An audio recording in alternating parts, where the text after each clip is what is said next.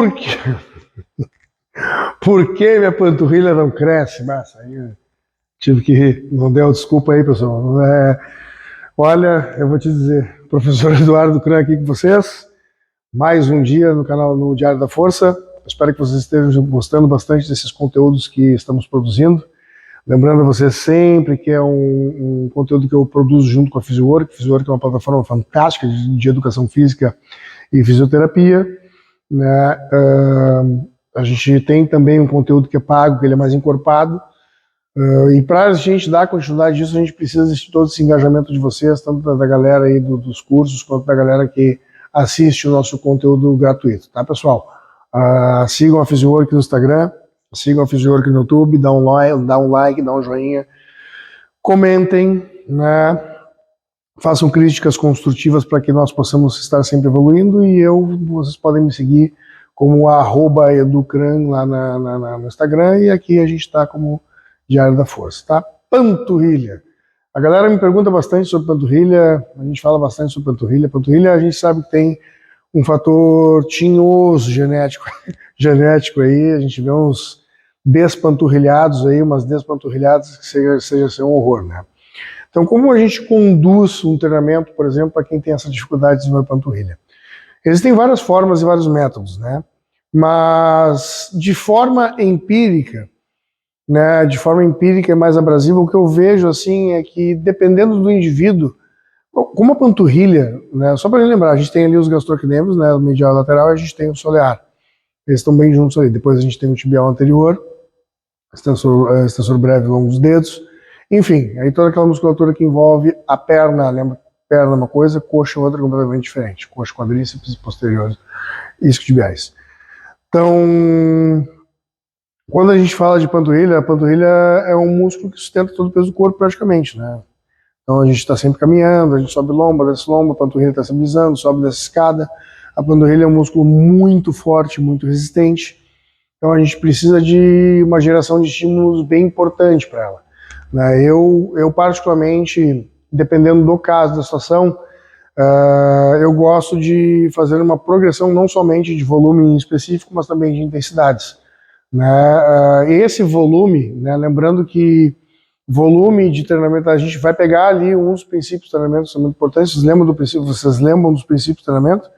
Né, eu gosto de falar bastante deles, né, que é individualidade, adaptabilidade, variabilidade, continuidade, especificidade, progressão, sobrecarga, interdependência, intensidade, volume, reversibilidade. Então, dentro disso, a gente pega o interdependência, intensidade e volume, e o volume ele pode ser quantificado de várias formas, não somente no número de repetições, como também no número de sessões de treinamento, dias de treinamento, enfim. Na panturrilha, eu gosto de progredir. Isso eu e os meus alunos, eu e as pessoas que treinam comigo. Eu gosto de progredir o treino de panturrilha semana após semana. Então a gente começa com 1 ou 2 treinos na semana, um determinado número de séries, que vai dar uma determinada tonelagem final. Isso de uma maneira bem básica. Faz 2 vezes na semana. 2 vezes na semana, 5, 6 sériezinhas de 10 a 12 repetições, com uma carga num RP, numa sensação subjetiva de esforço, para 10 a 12 repetições. Tá? Tem que estar bem nesse limite mesmo. Faz umas 2 semanas, mais ou menos, esse treino, né?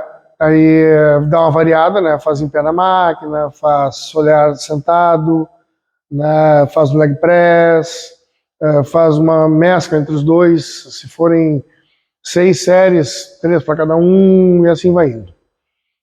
Trabalhou a panturrilha 2 vezes na semana, a gente passa aí, depois de 2 semanas a 3 semanas, para 3 vezes na semana. Vai condicionando, segunda, quarta e sexta, digamos, ou terça, quinta e sábado, vai fazendo um condicionamento em cima desse trabalho. Então a gente mantém as 6 repetições, mas no volume geral, aquele 12 da semana vai virar 18.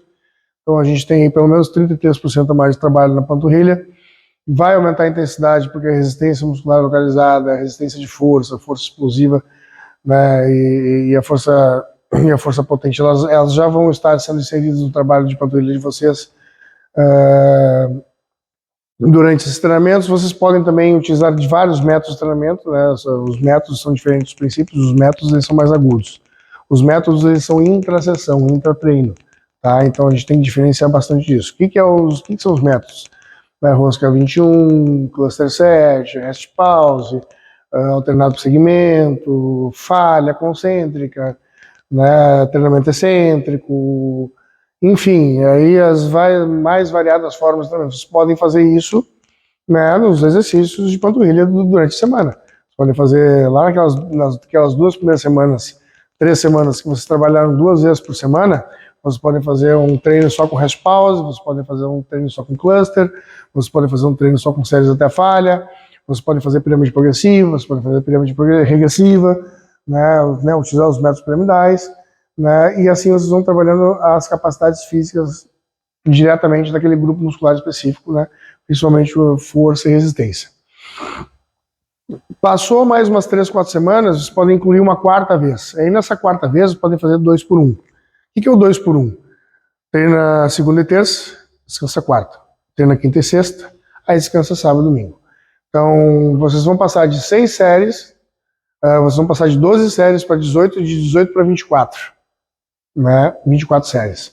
Então, dentro desse padrão de 24 séries, né, que é 100% mais treinamento a longo prazo do que vocês iniciaram, vocês também podem fazer essas variações, né, e dentro dessas variações vocês podem gerar vários estímulos diferentes para as panturrilhas de vocês, tá? Um ponto também que é muito importante considerar chegou, por exemplo, nesse 2 por 1, eu gosto de dar uma retornada, né, faz um regenerativo ali na panturrilha, cuidar para ver se o tendão calcâneo não vai ter uma inflamaçãozinha, se a panturrilha não vai ficar sobrecarregada, se não vai, cuidado com uma facete plantar, por excesso de sobrecarga, enfim, vocês precisam estar dando uma olhada nisso também, né, não vá sair fazendo panturrilha torto e reveria, porque acho que só pode ir fazendo. Vocês lembram que vocês chegaram na 24 séries de panturrilha na semana, e aí agora a gente vai retornar para aquelas 12, só que a gente vai, em vez de a gente fazer 12, a gente vai passar para as mesmas 18, só que a gente vai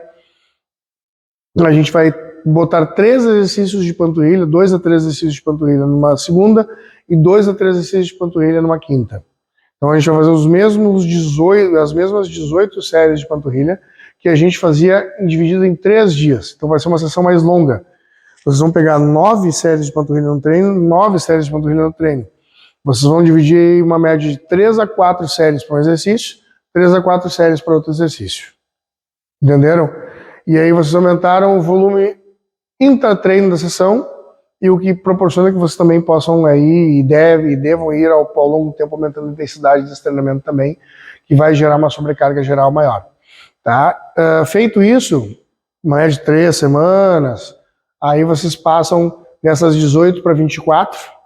Nessas 24 vocês distribuem para uma média de 3 vezes na semana, o que daria 8 séries para cada treinamento. Então vocês podem fazer ali 4 séries de panturrilha leg press, 4 séries de panturrilha em pé na máquina. Então, aumentou o volume geral novamente. Eu não tenho como quantificar para vocês um volume total, porque vai depender do quanto que a panturrilha de vocês foi progredindo. Se progredir, vocês podem fazer pequenas manutenções e ir para manter esse objetivo, se conquistaram. Mas é uma boa forma de vocês irem progredindo, trabalhando a panturrilha de vocês. Lembrando, é um músculo muito forte, é um músculo muito resistente. Dessa forma, vocês precisam aprimorar os treinamentos de vocês para que vocês consigam desenvolvê-lo da melhor forma possível. Tem gente que tem uma genética de panturrilha muito ruim, mas eu acredito que com esse tipo de progressão, né, ele venha a dar muito certo. Até convido vocês aí a fazerem esse teste, né? E eu vi bons resultados. Tem gente que é realmente muito difícil, mas eu acabei vendo bons resultados no trabalho de panturrilha.